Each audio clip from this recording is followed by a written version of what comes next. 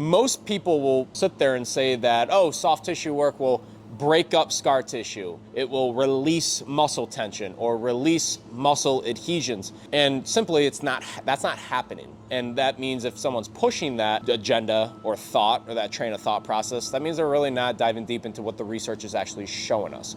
And what I'm trying to get you guys to understand is that what you're doing is really creating what is known as an analgesic effect. When you're doing soft tissue work and you're rubbing the top part of the skin surface, what you're doing is actually stimulating sensory receptors. You're waking up those little mechanical nerve endings between the skin and that first layer of tissue.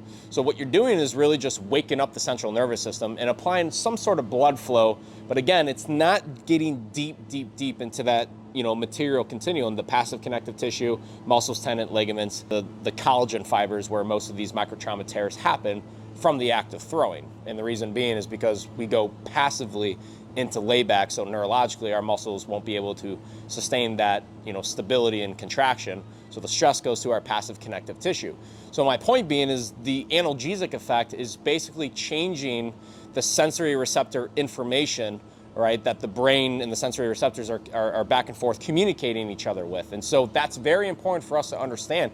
So it's more like placebo effect, if you were to say. So again, like, we're not breaking up scar tissue, we're not breaking up muscle adhesions, we're not changing the state of your fascia. Your tissue system isn't like putty where you can put it on the table and you can start moving around and it's going to adapt to that when you do soft tissue. That's not what it's doing. But all it's doing is changing the sensory receptors. That is what is the analgesic effect, and that's what's happening.